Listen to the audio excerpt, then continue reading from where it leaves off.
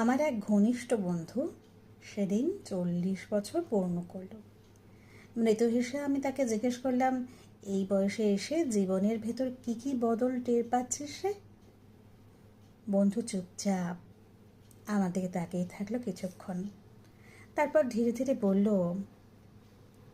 এতদিন সবাইকে ভালোবেসেছি, বাবা মা, ভাই বোন, স্বামী, সন্তান, বন্ধু। এখন নিজেকে ভালোবাসতে শিখছি। হ্যাঁ, আমি বদলে যাচ্ছি। একসময় ভাবতাম আমার কাঁধেই বুঝি পুরো সংসারের ভার। এখন বুঝি আমি কোনো পৃথিবীর ধ্রুবতারা না, আমি মানুষ। আমিও ক্লান্ত হই, আমিও ভালোবাসা চাই। তাই এখন অন্যকে আগে রেখে নয়, নিজেকে জায়গা দিচ্ছি। তাই বদলে যাচ্ছি। বাজারে গিয়ে এখন আর 5 টাকা কমানোর জন্য তর্ক করি না।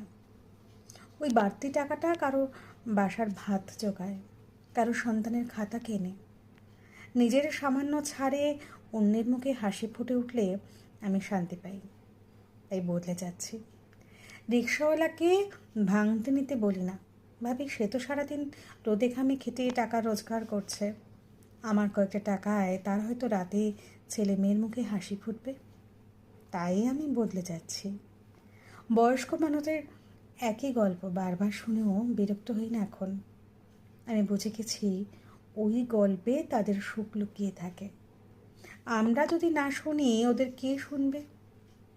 তাই ধৈর্য ধরে শুনি। আমি বদলে যাচ্ছি। এখন আর কারো ভুলে ছুটে যাই না সূত্রে দিতে, কারণ বুঝেছি পুরো পৃথিবীকে ঠিক করার দায়িত্ব আমার নয়। আমার মনের শান্তি আমার কাছে বেশি গুরুত্বপূর্ণ। তাই ঝগড়া করি না, ছেড়ে দিই। আমি বদলে যাচ্ছি। কাউকে বিনা কারণে শুভেচ্ছা জানাই, প্রশংসা করি। তাদের হাসি মুখ আমাকে ভেতর থেকে ভরে দেয়। তাই আমি বদলে যাচ্ছি। যদি কেউ অপেক্ষা করে আর মনের মধ্যে আগুন জ্বলে না, বরং চুপচাপ সরে আসি, জানি তাদের চোখে আমার মূল্য কম, কিন্তু আমার চোখে আমি অমূল্য। তাই আমি বদলে যাচ্ছি।